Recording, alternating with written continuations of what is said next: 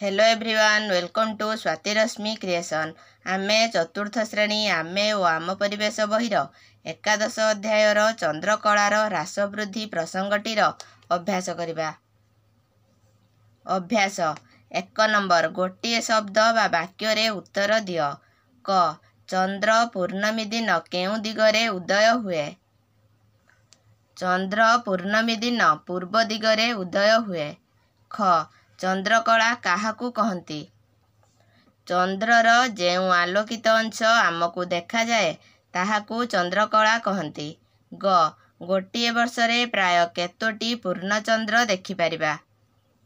गोटे वर्षरे प्राय 12टी पूर्णचंद्र देखिपारिबा। घ अमावास्या दिन चंद्र देखा न जिबार कारण कौन?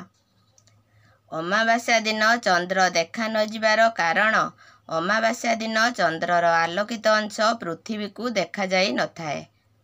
पूर्णमी ठारू अमावास्या पर्यंत 15 दिन को केउ पक्ष कहा जाए? पूर्णमी ठारू अमावास्या पर्यंत 15 दिन को कृष्ण पक्ष कहा जाए। 2 नंबर, केउ उक्तिटी भूल?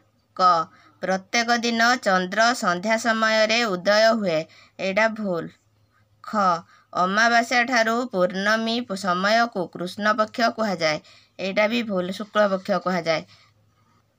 ग चंद्रकला अंश बढ़िबा और कमिबा को चंद्रकलार ह्रास वृद्धि कहा जाए, एडा ठीक अछि।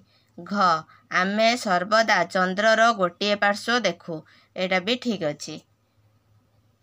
Thanks for watching this video. जदि एही वीडियोटी भल लगी थाए please like, comment, share and subscribe for more videos. Thank you.